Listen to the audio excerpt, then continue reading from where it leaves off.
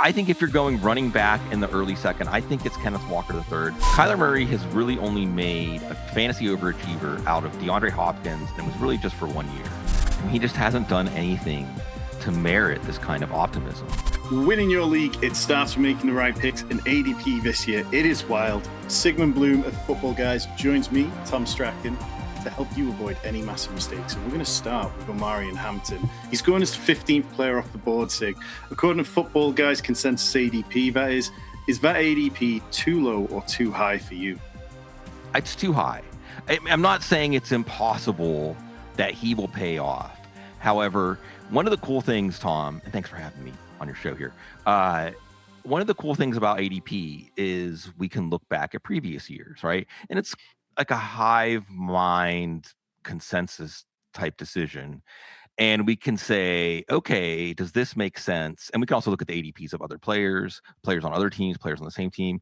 And with Omarion Hampton, I just think when he's being drafted 15th, when he's being drafted around Devin Achane, around Kenneth Walker III, then he's being drafted at his ceiling. Everything has to come together. I think there are a few things to clear up with Omarion Hampton. Number one, I know he caught a lot of passes last year. They were mostly dump offs. He's not a great route runner. He's not a weapon in the passing game. I don't think he will be used that much more extensively than, say, Kenneth Walker was with Seattle, which, gets back to what Kenneth Walker's upside is in the same part of the draft, right? Hampton got hurt in a small sample size. The team went out and signed another running back, Keaton Mitchell. And when Hampton came back, now granted, he might not have been 100%. Kamani Vidal actually got more snaps than him. So you could see Hampton being used, I think, based on being joined by those other running backs, kind of like Derrick Henry, where he's on the field, maybe only 50, 60% of the time, but a lot of the time he's on the field, he's getting the ball, and that's great. Mike McDaniel running games, that's great. The offensive line, the interior offensive line is brand new, and it does take time to transition into these schemes and reap all the benefits. So I just think that Hampton, you're looking at a prime Derrick Henry season for him to really pay off just at ADP, not above ADP.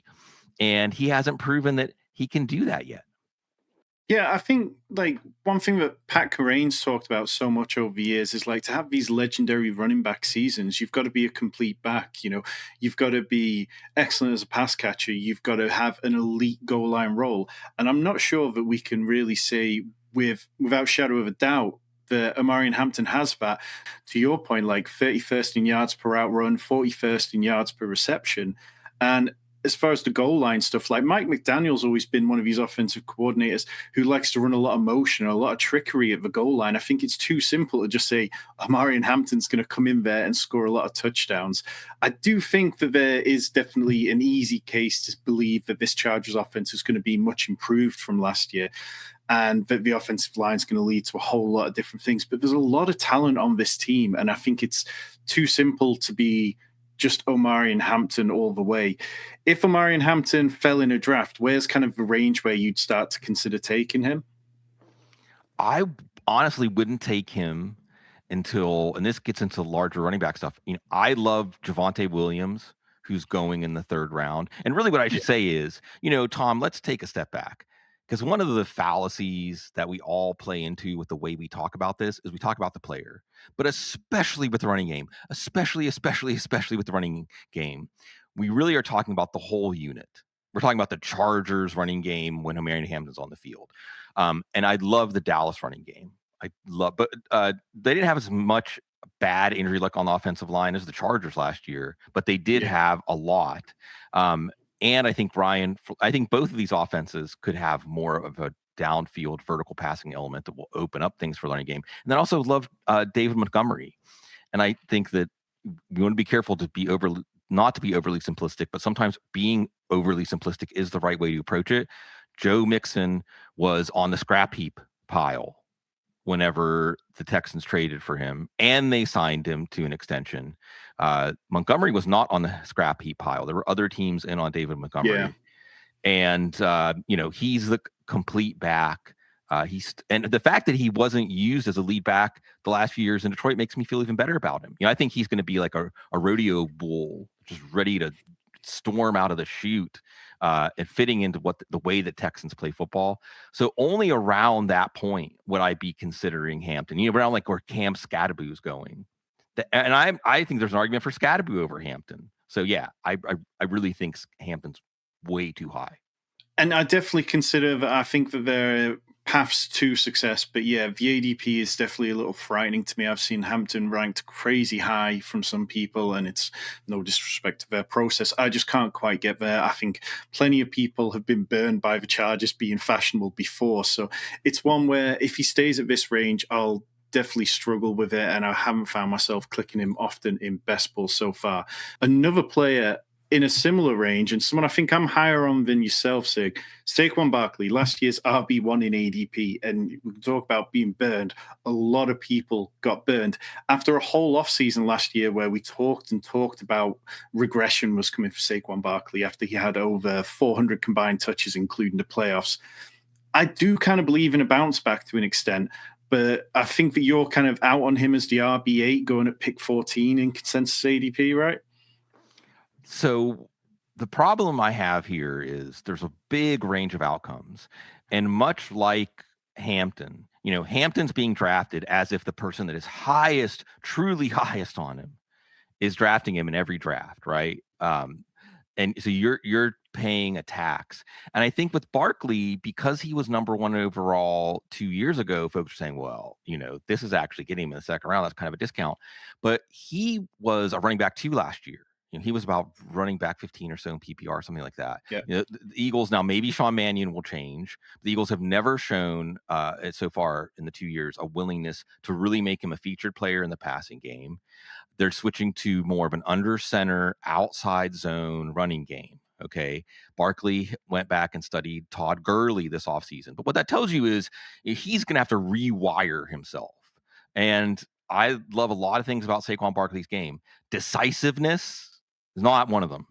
It's just not his, and an outside zone running game. I mean, that's Tank Bigsby. Tank Bigsby is, and discounting the possibility that rational coaching would say Tank Bigsby should have a larger role anyway, based on how he played last year. I mean, just watching these guys in practice, I would guess that Barkley is going to be taking pointers from the 23-year-old Bigsby.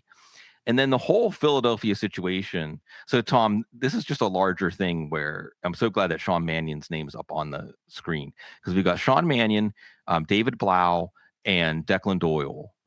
Doyle's in Baltimore, Blau's in Washington. None of these guys, they're all youngsters compared to me, at least. None of them have ever been a play caller in their lives. Yeah. And they haven't even been offensive. I guess, I'm sorry, Doyle was offensive coordinator under Ben Johnson. And Doyle was also a tight end coach, I think, under Sean Payton. So Doyle is the one I'm least worried about. Go ahead. It's the cost of buying from these offensive geniuses and hiring from their staff. The geniuses are the head coaches, aren't they? And then you buy into their staff because you want to tap into that, and you get guys who haven't called plays. So we'll see. I mean, it's not a given. Okay, Jeff Stoutland, legendary offensive line coach. This is their first year without him. Like you have up on the screen, offensive line injuries. We'll see about Landon Dickerson. We'll see about Cam Jurgens. Neither of those guys, both of those guys have the chronic type of issues more. We'll even see about Lane Johnson as a Hall of Famer, but is his injury sign of a potential decline. AJ Brown, and here's a real interesting transitive property, Tom. If you believe that AJ Brown is worth a second round pick, or like, man, if he falls in the early third, because they're going to target him, he's going to be successful. New England, I'm looking at Drake May with AJ Brown, then you necessarily have to say that's going to hurt the Eagles offense, right? Now, if you're out on AJ Brown, you say like he's washed, and a couple of clips, you got some evidence, then maybe you say it doesn't really matter. But I think it matters. So I think why I'm kind of semi in on Saquon Barkley, I'm kind of at about ADP, within a spot or two of it. definitely, is I think that there's a path for this Eagles offense to be more efficient. And obviously that's a gamble with Sean Mannion as offensive coordinator and without Jeff Stoutland as offensive line coach. But everything we're hearing is that they want to move the ball across the middle of the field, try and push Jalen Hurts into situations which he's just not done a lot of. Like, I think out of quarterbacks over the last 3 years with 100 minimum pass attempts, Hurts ranks 85th out of 88 in like 15-yard passes to the middle of the field or less. Like, he's just not done it a lot. But with the addition of Mekhi Lemon and with the addition of Eli Stowers, if they're trying to push it more into this more efficient offense rather than one that relies on taking those deep shots downfield to A.J. Brown and Devonta Smith, maybe there's a path for the offense to be staying on the field more than they were last year. I think that in general, the situation was just so rotten for Saquon Barkley last year. And you throw in obviously the massive touch count from the previous year and the way that he ran hot, like he broke so many big runs for touchdowns, and that was never going to repeat. But I think that, yes, last year was potentially the bottom. He was 16th in yards before contact last year, which I think is definitely a reflection on how poor the offensive line was due to the injuries. This year, we've got the offensive line who are talking up, saying that the offensive scheme's really simple for them. It looks confusing to defenses, but it looks really simple to them.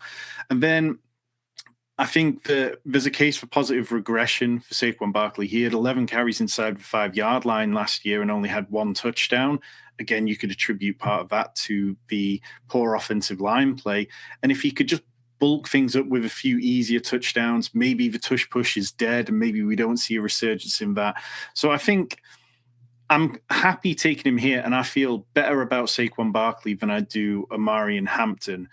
But Sig, if you're kind of out on Barkley and you're out on Hampton, is there somebody in this range of drafts who you particularly like drafting? Yeah, and I will say too, pro Barkley, Kevin Patullo. I mean, this could be like, oh hell yeah. That might also apply to like Washington. There are some offenses where you say, well, they were being held back. Steelers, like they were being held back by who they had previously, and any change is positive. I think if you're going running back in the early second, I think it's Kenneth Walker III, and you've got some risk. Seattle saying, no, thanks, we're not going to pay him. We'll take a running back in the first round. We'll patch it together. And Walker, what's really good to hear, and I like how you added, like, hey, we're going to monitor the Eagles. We're going to listen to how the install's going. Because I think getting early returns out of Chiefs camp that Kenneth Walker is taking to Eric Bieniemy's tough coaching. Because part of how we ended up where we did last year was that Walker practiced 4 times. And Mike McDonald, I think it was, couldn't stop saying how great it was that Zach Charbonnet was there every day. That's what we want, someone there's every day. So I think they kind of soured on Walker. And it worked out because he was preserved for the playoffs, Super Bowl MVP, got paid. But I think they probably felt like if they hadn't handled him that way, he would not have been there for that at the end of the season. Now, that risk aside, Bieniemy's offenses, the Chiefs used to be a fantasy goldmine for running back. Remember Jerick McKinnon, and Bieniemy was offensive coordinator during some of that stretch. Obviously, they don't want Mahomes running as much. They don't want to take as many hits. So we want to see if Emmett Johnson or Amari DiMercato is the guy. And I think even if you don't have Walker, seeing who the backup is, because I think we have to create at least some room that the Seahawks were right. And come week 3, week 4, week 5, we've seen Kenneth Walker just, maybe 250, 275 touches is kind of his sweet spot. But while he's on the field, I'm going to rank him in the top 5 every week, especially in PPR leagues. I also love Brock Bowers in that part of the draft in PPR leagues. I think that that's not too early to take him. He's the JSN. Kubiak creates efficiency. Brock Bowers, I think that, this could be like a maestro kind of season in terms of Brock Bowers could be the most valuable player in fantasy football this year. I think that's within his range of outcomes. And if you're looking at a wide receiver in that point in the draft, like maybe Drake London. Oh, yes. I want to see what happens with the quarterback situation. It's going to be great if it's like Jeff Strand but he's just been so good in such bad situations. He really kind of joined the elite last year. Nobody noticed it, because he was hurt and because Atlanta was swirling down the drain. So those would be my alternatives to those running backs. Love it. Yeah, 19.9 PPR points per game with Michael Penix, 3 wide receiver 1 overall finishes for Drake London. My dark horse to be wide receiver 1 overall. If this is your first time finding us here at Fantasy Sanctuary, welcome. We talk fantasy football all year round. We just hit 5,000 subscribers and we are gearing up for a massive August. And you can be part of it by hitting subscribe right now.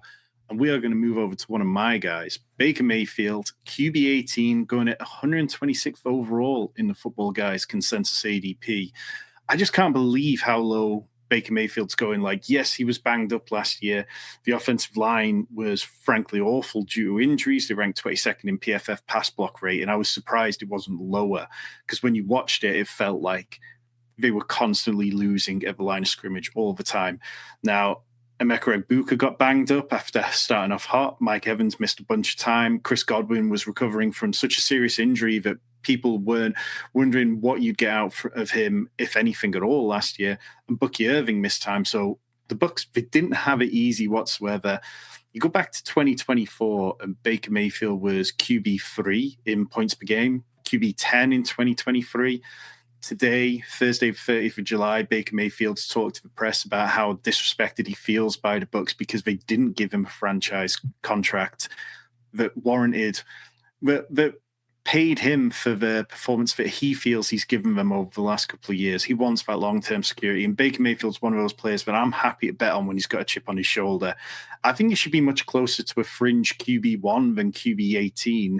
Sig, where are you at on Baker Mayfield heading into 2026?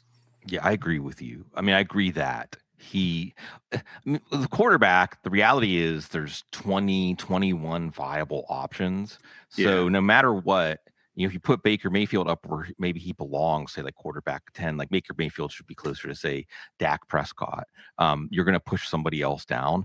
But I just think we need to heed Tampa in general, and Mayfield is where it all intersects. And you laid it out, and this is one of those ones, Tom, like it shouldn't be this difficult or complicated to say, okay, before, and we're just talking about Mayfield right now, before he got pulverized against Detroit in week 7 and was carrying multiple injuries pretty much from that point on, he went into Seattle and won 38-35, on the Seattle defense. They also won in Houston on late fourth quarter touchdown drive, like 2019. And that was with, again, Chris Godwin slow to ramp up. Now, he did have Egbuka and playing more of his natural role with Evans out there. Offensive line issues all season. And remember, they fired their offensive coordinator, Josh Grizzard, right? Just keep promoting guys, right? Liam Cohen, Dave Canales. It didn't work out with Grizzard, who, by the way, is the pass game coordinator in Philly now. So it's part of that. Patullo is the pass game coordinator in Miami. So you can just see how this all it's very incestuous, right?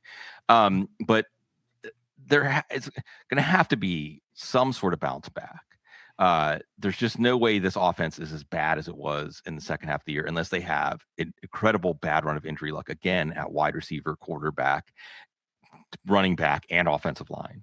And we'll see about Zach Robinson. I know a lot of Atlanta fans are like, ha, we get to face Zach Robinson. They thought he was predictable. They thought he wasn't necessarily the best thing for their offense. So that it's one of the really fun things about this time of year, Tom, just as a quick aside, again, there's all these transitive properties, right? Like if Drew Pensing, like if you think Arizona is crazy, Detroit hired Drew Pensing. So these two things are kind of intertwined. And I think whether it's Kenneth Gainwell, whether it's Jalen McMillan and Ted Hurst, or even taking Egbuka in the 3rd or 4th round, there's potential for 3 or 4 overachievers in this offense, including Baker Mayfield. So you're looking for that. Look at his playoff schedule too. You're in those best ball contests where you want to be the best ball team weeks 15 to 17. You can put together a really cheap Tampa stack in the second half of your draft. It could be the key to bringing home big bucks. Absolutely. Yeah, give me all the hair start and backstacked with Baker Mayfield late in drafts. It just feels too easy. So, yeah, very much on that. Well, you mentioned Drew Petzing. Our next player, Marvin Harrison, no longer has him, but instead has Nathaniel Hackett, offensive coordinator. He's going as the 66th player overall in ADP, wide receiver 31, lot of mixed signals out of training camp so far. Like, training camp's barely started, but we're getting all these tweets that Marvin Harrison is playing in 12 personnel over Michael Wilson. But then we're also seeing videos of some awful drops. You can't see which quarterback's throwing the ball, so perhaps that's part of the issue. Carson Beck, is ADP too low or too high on Marvin Harrison at wide receiver 31, Sig? It's way too high. It's way too high. I mean, he just hasn't done anything to merit this kind of optimism. Here's the thing, right? And this is before training camp opens. Michael Wilson immediately had more trust and chemistry with Jacoby Brissett in Harrison's role. And then we even heard before training camp opened, Wilson said, oh, he's going to be a Z in this offense. He was an X when he was breaking out in Petzing's offense, and Petzing's offense is more focused on the X. And by the way, I don't know what that means for Jameson Williams, but that's, for another show, another time. Again, all these things intertwined, right? And Wilson made it pretty obvious that, he, by saying the X was featured in Drew's offense, and this is different, he's as that Z receiver. And we're seeing this as a new mold. And I always got to give a nod to my man, Dustin, all 22 FF. He's over at 30 Writers, saying, this Z wham guy, like the guy who can come across the formation, throw that wham block, but also credibly be a blocker in the running game so they can release through different gaps, run gaps in the offensive line, get in mismatches, really flummox the defense. And that it sure looks like, Puka Nacua is the archetype here in this role. And that's who Mike LaFleur is comparing Michael Wilson to. So we've got two, and now let's add in the data from right now, because this has just become more obvious, I think, since I wrote this a couple of days ago. Marvin Harrison, whether it's Carson Beck, inaccurate passes, Marvin Harrison, I think he's got mental health issues with confidence. Whereas Michael Wilson's like glowing, right? The coach is glowing. And you know what I'm saying? What are we doing here? Not only should Wilson be going ahead of Harrison, Wilson should probably be going around that 6th round. And Harrison, you're looking at, I wouldn't even be taking him at this point over like Rashid Shaheed or Jalen Coker or players that have a similar role, but actually have positive momentum and aren't relying on their own offense. Go ahead. No, I was just going to say it's completely right, because Michael Wilson, Trey McBride, they're coming off, career years with Trey McBride, with Jacoby Brissett throwing the ball, and now Jacoby Brissett's back there as the quarterback with $15 million guaranteed, and rightfully so, because yes, you can point to the win stats. It doesn't matter. That's not QB wins aren't a thing. Like, it was the offense, the team around them that was a big problem. But those guys have that relationship. When you get on the field, Marvin Harrison is so far behind where Michael Wilson and Trey McBride are when it comes to the QB relationship. So, yeah, I think that it's really difficult to see him paying off. I think that I could understand any kind of argument for dropping him down to like 90th in ADP, really. And I think everything, and we'll talk more about this later, but everything the Cardinals have done this offseason says they don't want to throw the ball as much as they did last year. They led the league in pass attempts per game. The amount of routes run by Trey McBride was like the equivalent of two extra games across the whole season. So we're going to see, I think, a decent bit of passing volume regression, and that's probably going to affect everyone. And at a certain point, there's just not enough ball to go around. And I think Marvin Harrison is definitely going to suffer. And I kind of wonder whether we get towards a trade deadline and start hearing whispers about needing a fresh start. Oh, yeah. He needs it. And that's what I'm hoping for him. Yeah. Well, let's move on to another wide receiver. Somebody going a good bit higher. Justin Jefferson going of the 11th overall pick, former wide receiver 1 overall. And now you can get him at the back of round 1. A lot of people are buying a resurgence with former Arizona Cardinal, Kyler Murray, now most likely the starter in Minnesota. Are you buying in or are you selling? No way. This is, I used to have an article I wrote, Tom, I call it like the all 10-foot pole team. Like, I don't want to touch them with the 10-foot pole in terms of ADP. And I love Justin Jefferson, the player, part of the great bloodline down here in Southeast Louisiana of the best wide receivers in the NFL. However, if it is Kyler Murray, and if it's not Kyler Murray, then everybody's out on Justin Jefferson, right? So it has to be Kyler Murray. But Kyler Murray has really only made a fantasy overachiever out of DeAndre Hopkins, and it was really just for 1 year.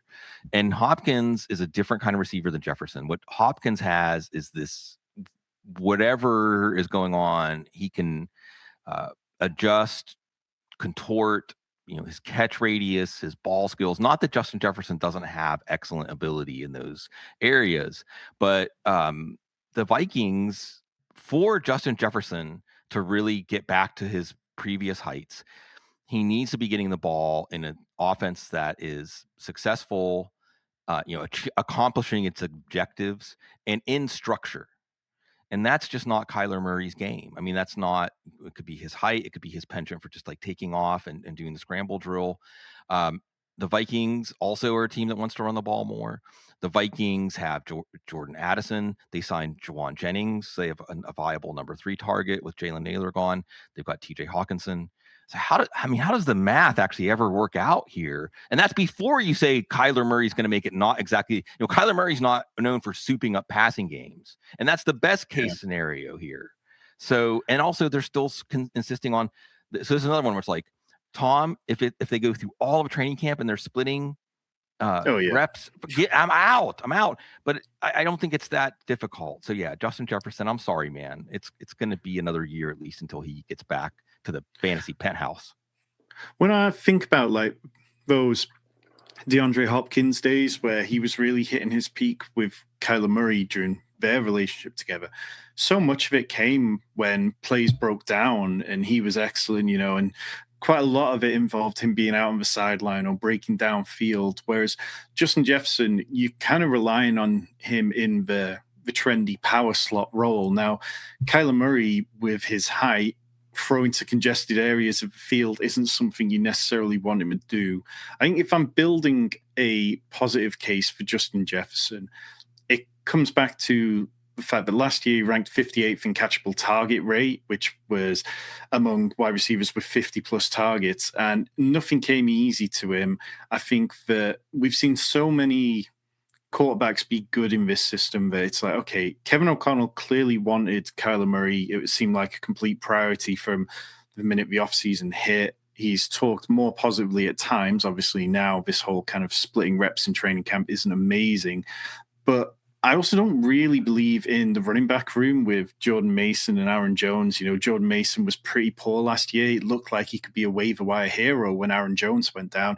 I had plenty of best ball shares that I was excited about. And then out of running backs with 700 or more yards, like there were 31 of them, he ranked 30th in points per game because he just did not catch the ball, didn't get into the end zone. So if this offense can be more efficient, if it can move the ball better, and perhaps if they struggle with running back still, then I can believe that there's a ceiling outcome for him. But I think that this is the ceiling. I don't think that you're going to get a wide receiver 1 overall season from him, and wide receiver 5 feels like kind of where you cap it with Justin Jefferson. Look, Hampton and Barkley are taking like at their ceiling. Jefferson's over his ceiling. Like Jefferson, I mean, when you're just looking strictly at the other wide receivers on the board, I just don't know how he could. The best argument I can make for Jefferson is this: a lot of bad injury luck for the Vikings on the offensive line last year, so they can just keep everybody healthy. And then again, you have to say, well, the Cardinals were kind of dysfunctional, and Drew Petzing actually, Dan Campbell's going to want to take him off of play calling halfway through the season, like he did with his old pal John Morton. And Kyler Murray, even with only half of the reps, is going to take to what Kevin O'Connell. I mean, it's possible, but even then, I still feel like Kyler Murray can't power Justin Jefferson to a good enough season that there's only like 4 wide receivers better than him statistically. But and then the other thing is, like, I just wonder if the shine of Kevin O'Connell has kind of worn off with the team. I don't know. We'll see. I think that's a fair question to ask because, this time last year, and I felt guilty to it. It was like, look, Josh Dobbs, all this, blah, blah, blah. Nobody can fail under Kevin O'Connell. And then JJ McCarthy failed in such a spectacular way that maybe it is worth considering that. Let us know in the comments down below where you're at on Justin Jefferson this year. Do you believe he has a top 5 finish left in him? And let's talk one of my other players, Tyler Allgeier, who has an ADP of 144th, barely getting drafted in your standard kind of home league, 12-team, 10-team leagues, RB 48 overall. Now, I mentioned this before when we were talking about Marvin Harrison, but everything that the Cardinals have done this offseason shows that they're wanting to be a more run-first team, I think, in a lot of situations. Tyler Allgeier, when he got brought in free agency, as a long-term truther, I was rejoicing. I was like, finally, he's free from Bijan Robinson. I didn't believe in James Conner. I didn't believe in Trey Benson. I thought this is the situation he needs, and we can get back to the kind of production we saw in his rookie year. And then they go and draft Jeremiah Love with the third pick overall, and it just crushes all those dreams. But after a little bit of a mourning period, I've kind of pulled myself back in on it because Tyler Allgeier kept Bijan Robinson off the field at times in Atlanta. He handled 43% of carries inside the 5-yard last season. He had 32 red zone touches, 650 plus NFL carries without ever fumbling. He wasn't overly efficient last year, but you go back to 2024 and he ranked 10th in explosive run rate, 7th in juke rate. He's a reliable pass catcher, strong pass protector. I think that people have been burned by his situation last year where he was very difficult to play in redraft. But this year he's paired up with a rookie, and I've got a lot of hope that he's going to have week-to-week value for redraft leagues and not just be viable in best ball. Sig, are you with me on this? I'm not, but I think that there's a good case to take Tyler Allgeier at ADP, 12th, 13th round, and just have a quick hook, because my fear with a player like Tyler Allgeier, Tom, is that when the Cardinals can be competitive through halftime, and I agree that he's going to be, if you have Jeremiah Love, it'll be annoying, frustrating. He's going to be. It's funny here. This is how the Cardinals are a dysfunctional organization, because in both Allgeier and Love, you have this incentive to prove you were right. Kind of an irrational decision when you take the two together, which is why James Conner is a good guy to take late in drafts right now, because he could get traded to the team that has a running back injury or looks at their backups and says, we need some experience. Anyway, but the other problem is that Arizona opens with the Chargers. And I think this is like, if Allgeier doesn't have 15 carries and a touchdown, or at least 15 impressive carries, 15 carries for 80 yards, then you just cut him loose, because then it's Seattle, San Francisco, the Giants. I mean, maybe, Detroit, Rams, Denver, Dallas, Seattle again, Rams again, Kansas City. I mean, it's like the game scripts, they want to run. We can always have this conversation, Tom, like, what do teams want to do? Okay, but how is their team going to actually allow them? Like, can they actually do it? And Arizona, and that's the part of the reason that you got to be careful with the Jacoby Brissett thing, because you have itchy trigger finger, meddling ownership when the team's 0-5, 0-6, 0-7. At some point they say we have to do something else. Arizona just looks like an absolute mess. It's like a comedy tragedy, depending on if you care about the Cardinals. Yeah, I think sometimes we see these teams who are on a one-way path to tanking, who just end up running the ball even in situations where they shouldn't be running the ball. But I just look at ADP, and I would take Tyler Allgeier ahead of Jonah Coleman, who goes ahead of him. I would take him ahead of Tajay Spears, Isaiah Pacheco, Woody Marks, Keaton Mitchell, and it's Chris Rodriguez, who goes in the 11th round on underdog right now. So I think it's more, the biggest thing that annoys me is the pricing. I think that he is priced too cheap. I don't think that a lot of the backup running backs who go ahead of him are better than him and better plays. And that's part of why I find myself clicking him so often. And there's a good strategy. I've looked at it over the years, Tom, that if you just took the running backs who were projected, and it's tough to say that Allgeier is projected to lead the Cardinals in touches because of Jeremiah Love. But let's say he's easily projected to lead them in rushing touchdowns, in carries, probably. The cheapest, just taking the cheapest running backs that you could say that with, Ja'Cory Krosky-Merritt qualifies too. That often ends up working out if you take 2 or 3 of them, you get one of the surprise running backs of the year. And hey, taking a 9th, 10th, 11th round pick and getting a running back 2 out of that's a pretty good return if you didn't take a running back 2. So this fits into a draft strategy. Like I like Tyler Allgeier a lot more if I just need to rub 2-6 together at running back 2 than if he's my 4th or 5th running back. And even if he is useful as a matchup flex, I'm probably never going to use him anyway. Yeah.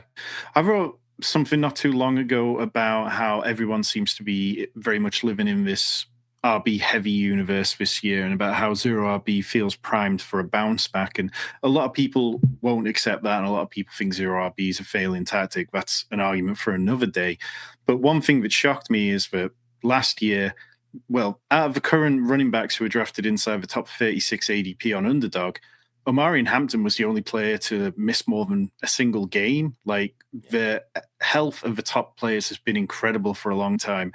And so taking shots on running backs this deep down as you fill out the back end of your roster is going to be, sooner or later, it's going to pay off, because these guys, they can't keep getting away with it. Let's talk Malik Willis. Like, QB 21, ADP of 137. I lose count of how many times we've seen a late round dual threat quarterback become a league winner, but nobody seems too excited about Malik Willis. We talked about Baker Mayfield going slightly ahead of him, and you said that there were kind of 21 quarterbacks who were viable this year. Well, Malik Willis is QB 21 in the consensus ADP. I think a lot of people are questioning the offensive environment. Do you think people are overthinking that, perhaps? I think they are overthinking it because Justin Fields is a name that we can toss out there. Yeah. And the idea is you can be a barely viable NFL passer. But if you are a runner, a dangerous runner, and a runner used by design in your offense, which we know the Dolphins are going to do that with Malik Willis, then at the very least you have that high weekly ceiling to justify being in the lineup every week. But the other thing is, so one of the other reasons I am wary of taking an Arizona player like Trey McBride on the assumption that they're going to reproduce their garbage time magic is it's hard. I feel like it's hard for that to be sticky. You know, Tom, you brought up a great possibility. Like, just stubbornly, they're going to be like, we want to establish the run. So when we fall behind by 17 points, we're just going to keep running the ball because we want to sharpen that part. The point is, like, it's so hard to say something is sticky when it's based on a team being atrocious, right?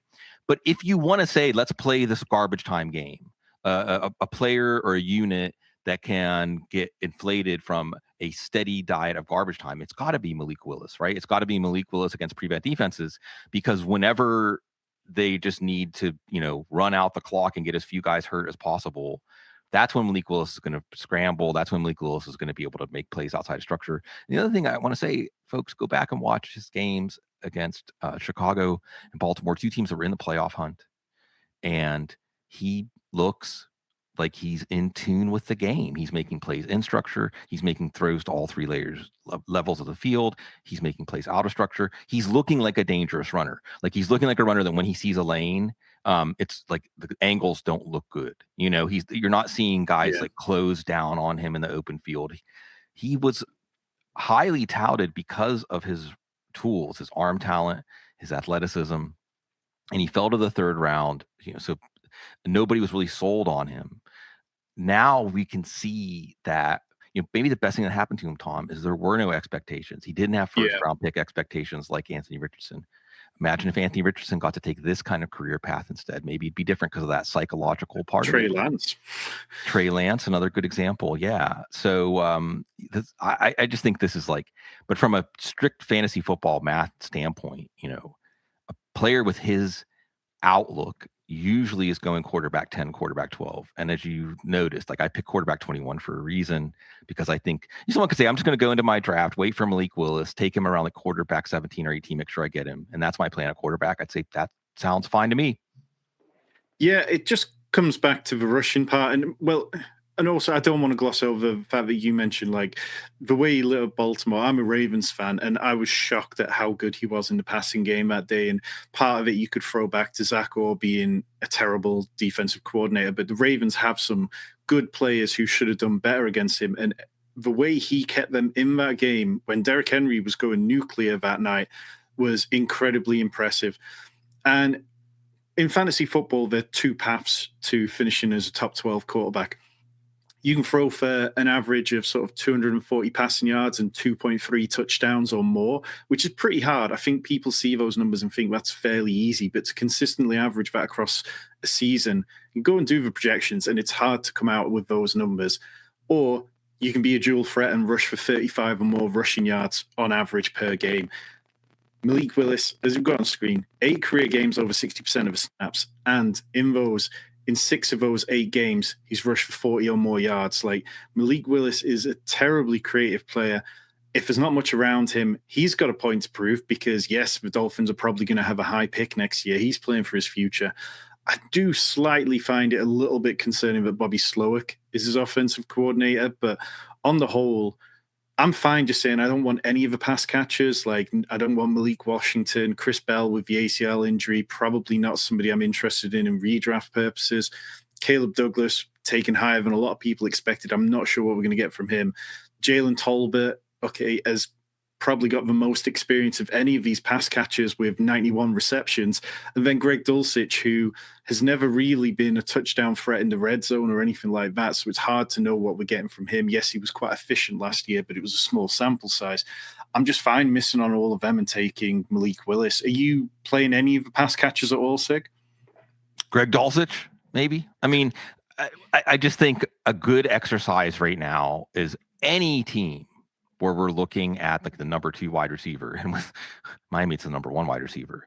Any team we're looking at the number 2 wide receiver, and we're saying, like Washington, maybe Chigakonkwo is a player that we should be talking more about, So I think this is an easy way to lead you to tight ends that could have surprising value when we know that there aren't that many wide receivers they can count on. Yeah. If you want tight end value, go and check out this video linked in the description that I did with Michael O'Hara a couple of weeks ago, where we talked about Chigakonkwo and a bunch of other exciting players. But this was awesome, Sig. Like, this was based on an article that you wrote for Football Guys, 12 ADPs that don't make sense in July, which is also linked in the description. And people should go and check out because there's a bunch of players we didn't get to today. Have you got anything particular coming up over at Football Guys in the coming weeks that people should be making sure they check out? Yeah, just we have our draft guide. Who can you trust? You can trust Football Guys, and having physical things you can take it in the bathroom, take it to the beach, mark it up, and we're having a lot of fun with this. We want to keep this stuff alive, and it's really fun to come together every year at this time of year. It's stimulating. We all love each other in this space, and all the people that have created this media sphere for us to inhabit. Like, it's such a joy, and especially we warm ourselves around the fire of the players and everything they lay on the line for us. So thanks always to them, and I'm just glad to be here. Yeah, this was a lot of fun. Appreciate everybody checking it out. Let us know in the comments down below who you agree and disagree with. Make sure you hit that subscribe button. Massive August coming your way over here on Fantasy Sanctuary.